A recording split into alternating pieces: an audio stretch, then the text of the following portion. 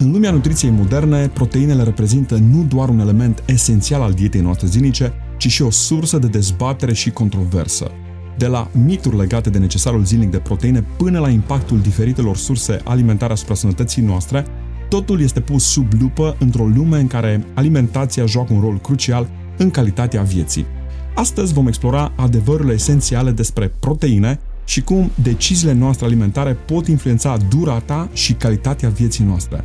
Vă invit să descoperim împreună cum putem face alegeri informative pentru o sănătate optimă și un stil de viață echilibrat. Salutări din Chicago, sunt Cipri Kaiser și vă spun bun venit pe canalul meu, locul în care veți putea afla o mulțime de lucruri care vă pot schimba viața în bine. Așadar, vă invit să vă abonați chiar acum gratuit la canalul meu, în cazul în care nu sunteți încă abonați, pentru a primi videouri noi în viitor. După o frumoasă și mult așteptată vacanță la Florida, unde ne-am bucurat din plin de mult soare, ocean, floră și faună extraordinară și alături de fete am văzut o mulțime de pești, crabi, scoici, manatee și pisici de mare și am mâncat o mulțime de nuci de cocos proaspete din grădină, am revenit la Chicago și chiar îmi era dor să fac o nouă emisiune în care să abordăm noi teme despre sănătate și nutriție.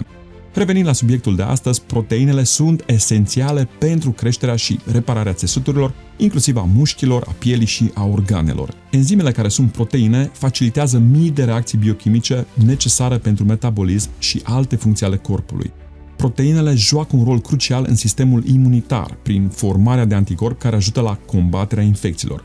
De asemenea, proteinele ajută la transportul și stocarea nutrienților, precum și a oxigenului și a fierului în tot corpul. Corpul uman conține peste 10.000 de tipuri diferite de proteine, care reprezintă aproximativ 15% din greutatea corpului, iar acestea sunt extrem de vitale pentru buna funcționare a organismului, ele fiind prezente în fiecare celulă. Cam prin anii 2000, lumea în America a devenit obsedată de suplimentarea cu proteine. Și când spun asta, nu mă refer doar la cei care mergeau la sală și trăgeau de fiare sau alți sportivi care căutau să facă performanță sau să pună masă musculară, ci la o mare majoritate a persoanelor care nu aveau absolut nimic de a face cu sportul, ci dimpotrivă duceau o viață relativ sedentară. În anul 2007, când am început terapia Gerson, terapie strict vegană în care nu este voie să consumăm produse animale, eram amuzat cum o mulțime de oameni mă întrebau: Cipri, dar de unde o să-ți iei proteinele necesare dacă nu mănânci ouă, carne, brânză sau lapte? Ceea ce multă lume nu știe este faptul că nu doar produsele de origine animală conțin proteine, ci și plantele. Organismul nu poate folosi proteine direct din alimente, așa cum sunt, ci le rupe în aminoacizi care ulterior sunt transformați în proteine adecvate organismului nostru. Deci, noi nu avem nevoie de proteine, ci avem nevoie de aminoacizi, care sunt materia primă din care organismul își construiește proteinele complexe necesare. Plantele conțin toți acești aminoacizi care sunt cărămizi necesare pentru ca organismul să creeze proteine complexe atât de necesare. Ca să folosesc o analogie pentru a mă face mai bine înțeles, haideți să ne gândim la o fabrică care produce mii de autovehicule. Acea fabrică nu are nevoie de mașini vechi din care să ia bucăți pentru a produce mașini noi. Este suficient să aibă materie primă de bază din care poate construi mașini noi. Tot așa, un bucătar nu cumpără pâine pentru a face prăjitură din ea, ci folosește ingrediente de bază necesare. Dacă ar încerca să cumpere pâine pentru a face prăjitură în loc de făină și alte ingrediente de bază, lucrurile s-ar complica în loc să se simplifice. Tot la fel, nici noi nu putem folosi proteinele direct, ci avem nevoie de aminoacizi care sunt elementele de bază. Iar dacă noi vom consuma proteine, organismul le va descompune oricum ulterior în aminoacizi pentru a crea propriile proteine specifice și necesare. În total sunt doar 20 de aminoacizi, dintre care 11 pot fi produși de corpul nostru, iar ceilalți 9 sunt numiți aminoacizi esențiali pentru că nu pot fi produși de corp și trebuie să fie luați din alimentație. Toate proteinele necesare sunt produse din acești 20 de aminoacizi. În timp ce carbohidrații și grăsimile sunt sursa noastră de energie și pot fi comparate cu benzina și motorina pentru autovehicule, proteinele au un rol structural. Toate organele, țesuturile, părul și unghiile au nevoie de proteine pentru a alcătui acea structură unică proprie. Mulți dintre hormoni, de fapt, sunt proteine. Toate enzimele din corp care catalizează reacțiile și ajută la procesele metabolice sunt de asemenea proteine. Unele proteine conțin doar 3 aminoacizi și acestea se numesc tripeptide și sunt mai rare, iar altele pot să aibă până la 30.000 de aminoacizi conectați împreună în anumite configurații specifice. Acum, fiindcă am văzut importanța proteinelor în organism, haideți să vedem cât de multe proteine sunt necesare și din ce surse ar trebui să le obținem. Ca regulă generală, dacă consumăm necesarul caloric zilnic printr-o alimentație variată pe parcursul unei săptămâni, vom obține necesarul de proteine din mesele obișnuite, fără a fi nevoie de suplimentare adițională. În general, oamenii au o dietă destul de variată și suficientă. Majoritatea oamenilor consumă zilnic nu doar cât este suficient, ci chiar în exces, ajungând adesea să consume prea multe calorii. Dacă noi am consumat doar un singur tip de mâncare tot timpul, cum se întâmplă în unele țări mai sărace, nu am avea necesarul de aminoacizi pentru a produce toate proteinele necesare. Plantele conțin toți aminoacizii esențiali, însă avem nevoie de o diversitate de plante pentru a beneficia de toți cei 20 de aminoacizi. Doza zilnică recomandată de proteine a fost stabilită la 0,8 grame de proteină pe kilogram corp pe zi. Aceasta este o cantitate suficientă pentru a evita orice carență de proteine, inclusiv la persoanele care fac activități fizice intense. De exemplu, pentru o persoană de 70 de kg, aceasta înseamnă aproximativ 55 de grame de proteină pe zi. Majoritatea oamenilor din America și cu siguranță și din România consumă zilnic o cantitate dublă de proteine doar din alimentele consumate, mare atenție, fără să se mai suplimenteze adițional. Deci, pentru majoritatea oamenilor care mănâncă normal și variat, nu este necesară o suplimentare cu proteine, deoarece obținem suficiente proteine din dieta noastră zilnică. Aceasta nu este doar o opinie personală, ci se bazează pe studii realizate de Universitatea Stanford și vă recomand să citiți lucrările profesorului Christopher Gardner, unul dintre cei mai mari specialiști mondial în ceea ce privește proteinele. Acesta a fost implicat în foarte multe studii privind proteinele. Majoritatea tinerilor care fac sport și încearcă să pună mai multă masă musculară știu că dozajul recomandat de proteine este de 0,8 grame pe kilogram corp și aceștia se suplimentează cu această doză sau chiar ajung la 1 gram de proteine pe kilogram, adițional proteinelor obținute din mesele zilnice. Aceștia adesea nu iau în calcul faptul că este posibil să consume deja mai multe proteine decât au nevoie doar din alimentația zilnică. Adesea mulți cred și spun că ar fi bine să suplimenteze cu extra proteine, deoarece exersează mai mult și consideră că organismul lor are nevoie de un aport proteic crescut. În general, cei care exersează mai mult tind să și mănânce mai mult și astfel ajung să consume de 3 ori necesarul zilnic de proteine. Este bine să știți că din toate caloriile pe care le consumăm zilnic, aproximativ 17-18% provin din proteine.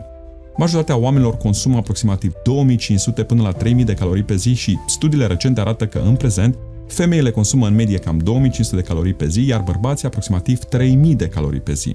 Din aceste date putem determina că majoritatea oamenilor consumă în general 1,5 grame de proteină pe kilogram pe zi doar din alimentație, fără nicio suplimentare adițională.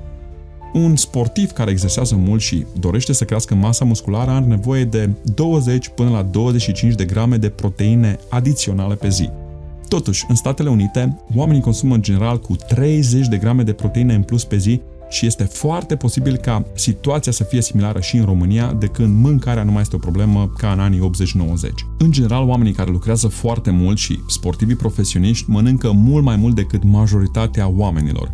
Cunosc sportivi care consumă zilnic între 5.000 și 7.000 de calorii pe zi, iar ca atare, nivelul de proteine provenit din alimentație este dublu comparat cu cei care consumă doar 2.500 de calorii pe zi. Din 5.000 de calorii consumate, spre exemplu, 260 de grame vor fi proteine și asta fără niciun consum adițional de proteine. Conform standardului RDA, care recomandă 0,8 grame de proteine pe kilogram, aceste 260 de grame de proteine ar fi necesare unei persoane de 325 de kilograme. Vă dați seama ce cantitate enormă de proteine ajung unii să consume zilnic. Chiar și pentru cei care mănâncă 3000-3500 de calorii pe zi, din acestea aproximativ 130 de grame vor fi proteine, o cantitate suficientă pentru o persoană de 162 de kilograme. Vedeți cât de ușor se poate ajunge la un aport proteic peste necesarul zilnic, fără a folosi suplimente, doar mâncând normal și variat. Acum să vedem ce se întâmplă dacă avem mai multe proteine decât sunt necesare. Se depun acestea undeva sau ne va afecta sănătatea? Știm cu toții că dacă avem prea mulți carbohidrați, aceștia ajung să fie convertiți și depozitați pe corp sub formă de grăsimi.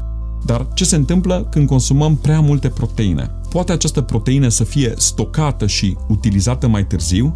Din păcate, toată proteina care nu a fost utilizată până la sfârșitul zilei nu este stocată nicăieri. Proteinei îi este eliminat nitrogenul din legătura moleculară, iar restul moleculei se transformă în carbohidrați și grăsimi, iar nitrogenul va fi transformat de ficat în amoniac și excretat prin rinii. Proteinele nu pot fi stocate, așa cum stocăm glicogenul în ficat și mușchi sau cum stocăm grăsimea și unele vitamine și minerale. Așa se face că cei care consumă o mulțime de batoane și shake-uri proteice, dacă nu au făcut suficient efort fizic și exercițiu pentru a le transforma în masă musculară, acestea vor fi transformate în grăsimi și carbohidrați, contribuind la îngrășare. Acum, așa cum mulți dintre dumneavoastră știți deja, este foarte la modă dieta carnivoră, iar mulți se întreabă cum reușesc acești oameni să trăiască fără carbohidrați. Ei bine, excesul de proteine la finalul zilei va fi transformat în ce? În carbohidrați și în grăsimi, prin eliminarea azotului din legătura moleculară. Așa cum vă spuneam la început, sunt 20 de aminoacizi din care corpul își poate construi toate proteinele necesare, iar plantele conțin toți acești 20 de aminoacizi, inclusiv pe cei 9 esențiali. Așa că o dietă vegană asigură absolut tot necesarul de proteine. Iar o dietă cât mai variată în fructe, legume și semințe va asigura nu doar necesarul de aminoacizi pentru producerea proteinelor, dar și necesarul de vitamine, minerale, fitonutrienți și bioflavonoizi. Avem nevoie de o varietate vegetală, iar un exemplu ar fi faptul că cerealele, spre exemplu, sunt mai scăzute în aminoacidul lizină și mult mai bogate în metionină, în timp ce fasolea și mazărea și soia sunt mai bogate în lizină și mult mai sărace în metionină. Cele mai bune surse vegetale de proteine sunt năutul, chickpeas, mazărea, fasolea și soia. Vreau să menționez de asemenea că proteinele animale sunt în general mult mai ușor absorbite și utilizate de organism, este adevărat. Sursele de proteină de origine animală, precum carnea, ouăle, conțin o cantitate mare de proteină și oferă un indice caloric scăzut. De exemplu, pentru a obține 55 de grame de proteină dintr-o masă vegană, este necesar să consumăm aproximativ 850 de calorii provenite din vegetale bogate în proteine. În schimb, pentru a obține aceeași cantitate de 55 de grame de proteine din carne și ouă, vom consuma doar 570 de calorii. Acesta este motivul pentru care dietele keto, care se bazează pe consumul de carne, ouă și salate verzi, sunt excelente pentru curile de slăbire, iar cei care vor să slăbească puteți să încercați și chiar am un video despre dieta keto pe care vă invit să-l urmăriți în cazul în care nu l-ați văzut. Aceste diete au un nivel caloric scăzut și oferă un nivel ridicat de aminoacizi. În prezent, au devenit foarte populare dietele carnivore, care pot fi benefice pe termen scurt, mai ales când dorim să scăpăm de o inflamație cronică rapid sau să slăbim. Aceste diete nu permit consumul altor alimente în afară de carne și nu permit combinarea cărnii cu pâine sau alte alimente, nici măcar cu salate, așa cum se permite în dietele keto. Totuși, pe termen lung, tot mai mulți experți care au urmat aceste diete și le-au recomandat pacienților încep să recunoască faptul că organismul are nevoie și de legume, fructe și semințe.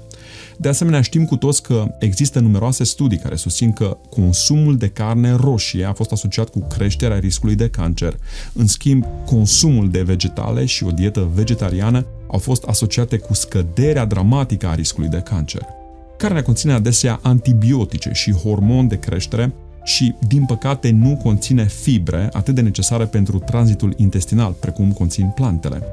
Colonul uman este un colon lung, similar cu cel al ierbivorelor, în timp ce la animalele carnivore colonul este scurt pentru a permite o evacuare rapidă, astfel încât carnea digerată să fie eliminată rapid, fără ca să intre în descompunere în intestine. Atunci când noi consumăm o dietă vegetală, beneficiem de fibre care sunt esențiale pentru microbiomul intestinal și pentru un tranzit bun. Acestea sunt pline de antioxidanți, fitonutrienți, flavonoizi și au un nivel scăzut de grăsimi saturate. Dacă sunteți vegani, cu siguranță ați fost întrebați de multe persoane de unde vă luați proteinele necesare dacă nu consumați produse de origine animală. De obicei, aceste întrebări vin de la iubitorii de carne sau de la cei care sunt încântați de dieta carnivoră. Eu, în general, răspund cu o altă întrebare. Nu te supăra, dar de unde crezi că își ia elefantul, girafa și vaca proteinele necesare? Apoi, le puteți menționa că studiile Universității Loma Linda din California au arătat că bărbații vegani trăiesc în medie cu 9 ani și jumătate mai mult decât cei care consumă produse de origine animală. În ceea ce privește beneficiile specifice ale dietei vegane, aceasta ajută la reducerea riscului de boli de inimă prin scăderea nivelului de colesterol și reducerea riscului de a dezvolta anumite tipuri de cancer, precum cancerul de colon, și ajută la gestionarea diabetului prin scăderea nivelului de A1C.